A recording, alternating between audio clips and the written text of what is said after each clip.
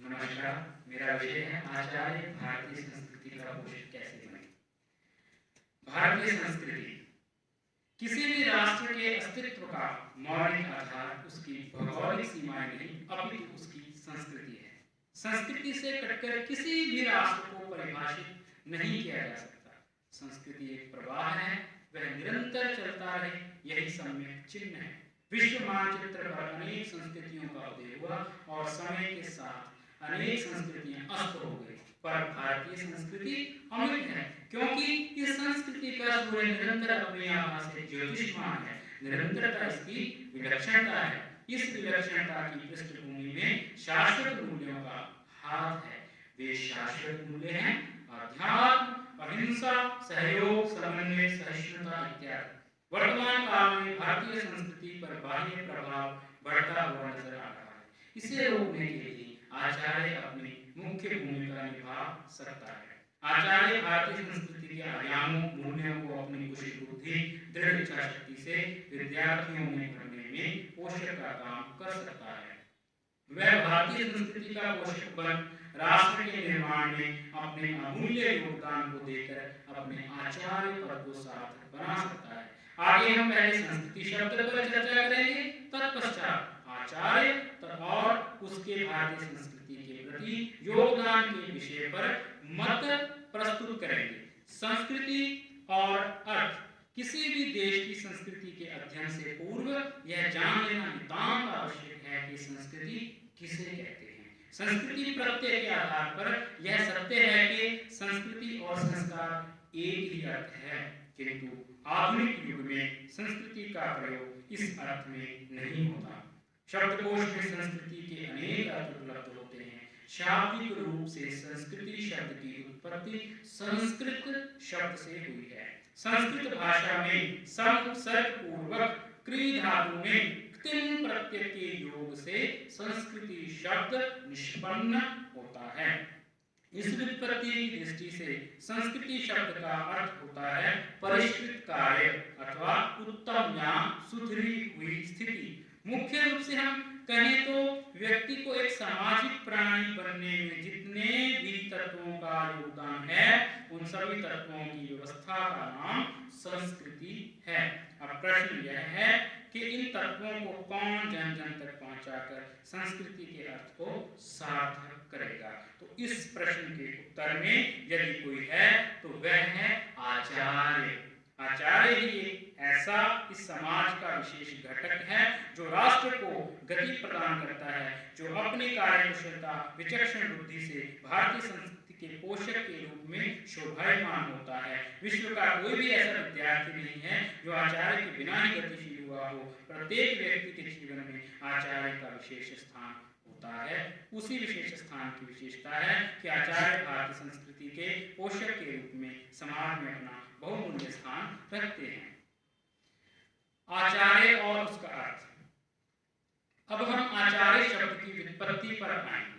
निरुक्तकार आचार्य यास्क आचार्य शब्द की व्युत्पत्ति करते हुए कहते हैं कि आचारं ग्राह्यति आचरणोत्यर्थान आचरणोति बुद्धिमिति वा इति आचार्य। अर्थात आचार्य वह है जो विद्यार्थी को आचार विचार सिखाता है, विद्यार्थियों की बुद्धि की क्षमता को समझकर उसको सम्यक उत्तम मार्ग की और उसका पथ प्रदर्शित करता है, वह आचार्य है।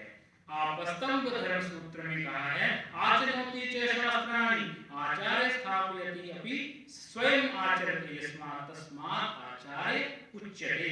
अर्थात जो विद्यार्थियों में शास्त्रों के अच्छे गुणों पर चलने का आचरण सिखाता है और साथ में स्वयं भी उस आचरण का पालन करता है, वह आचार्य कहलाता है।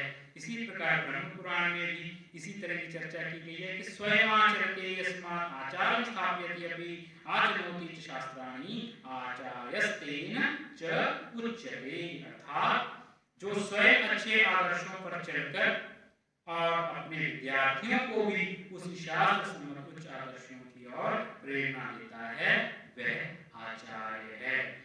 आगे हम चर्चा करेंगे आचार्य भारतीय संस्कृति के पोषक के रूप में। ऊपर हमने आचार्य शब्द की व्युत्पत्तियों से यह जान लिया है कि आचार्य स्वयं आदर्शों पर चलता हुआ अपने विद्यार्थियों को भी प्रेरित करता है और यही भारतीय संस्कृति का मूल स्तंभ है कि जब हम किसी को प्रेरणा दें तो उस प्रेरणा पर पहले स्वयं चलें। आज के समय में आचार्य कैसे भारतीय संस्कृति का पोषक बन सकते हैं, इस विषय में कुछ तथ्य इस प्रकार हैं। भारतीय संस्कृति साहित्य परंपरा का ज्ञान। वेद भारतीय संस्कृति का मूल स्तंभ है। आचार्य को वैदिक साहित्य के विषय में समुचित ज्ञान होना चाहिए। संहिता, ब्राह्मण ग्रंथ, आरण्यक, उपनिषद, वेदांगों के विषय में भी उन्हें जानकारी होनी चाहिए। इन ग्रंथों के प्रतिपाद्य विषयों का ज्ञान होना चाहिए। उसे वेदों उपनिषदों की शिक्षाओं के माध्यम से छात्रों को प्रेरणा देते रहना चाहिए। आचार्य को भारतीय दर्शन शास्त्र के विषय में भी अवगत होना चाहिए। वह न्याय, वैशेषिक, सांख्य, योग, मीमांसा, वेदांत दर्शन, बौद्ध, जैन आदि भारतीय दर्शनों के विषय में भी समझ रखता हो, जिससे वह भारतीय संस्कृति के इन ज्ञान के तत्वों को आगे प्रचारित करता रहे। इसी प्रकार रामायण, महाभारत, श्रीमद् भगवद गीता और अन्य भारतीय संस्कृति के भाग जैसे धर्म, अध्यात्म, पर्व, त्योहार, योग, आयुर्वेद इत्यादि के विषयों के बारे में भी समझ रखता हो। वैदिक साहित्य से लेकर आज तक के समय तक जितने भी विषय भारतीय संस्कृति को दृष्टिगोचर करते हों, उन सभी विषयों के बारे में आचार्य समझ रखता हो, तभी वह भारतीय संस्कृति के पोषक के रूप में अपना बहुमूल्य योगदान प्रदान कर सकता है। साहित्य संकलन। भारतीय संस्कृति के प्रचार प्रसार के लिए आचार्य को चाहिए कि वे वैदिक साहित्य से लेकर आज तक जितने भी भारतीय संस्कृति के स्रोत हैं उनका वह संकलन करे। वर्तमान समय के संचार साधनों की सहायता से वह उन्हें प्रचार प्रसार के प्रयास करे। इन कार्यों के लिए विद्यालयों में समय समय पर गतिविधियां करते रहे, जिससे भारतीय संस्कृति के प्रचार प्रसार को गतिशीलता मिलती रहे। सारांश रूप में किसी भी राष्ट्र का समुचित निर्माण आचार्य के माध्यम से ही संपन्न होता है। भारतीय संस्कृति एक ऐसी संस्कृति है जो विश्व की सबसे प्राचीनतम संस्कृति है। आज भी भारतीय संस्कृति के तत्व जीवित हैं। आज भी वैदिक मंत्रों के उच्चारण होते हैं। आज भी वह पर्व त्योहार बहुत ही उल्लास प्रसन्नता से मनाए जाते हैं। यह सब इस राष्ट्र के आचार्यों के निरंतर प्रयासों से होता आया है। इसी परंपरा को आगे बढ़ाते हुए आज का आचार्य जगत अपने पूर्वजों के पथ पर चलकर भारतीय संस्कृति का पोषक बन सकता है। पुरातन आचार्यों ने अपने शुद्ध आचरण से ही अपनी अगली पीढ़ी को शिक्षित किया है, सुसंस्कारित किया है। इसी प्रकार आज के इस 21वीं सदी के आचार्य भी शुद्ध आचरण रखते हुए वेद उपनिषदों की शिक्षाओं का पालन करते हुए उन्हें अपने विद्यार्थियों को प्रदान करते हुए वह भारतीय संस्कृति के पोषक बन सकते हैं। इसी प्रकार मैं अपनी वाणी को विराम देता हूँ। बहुत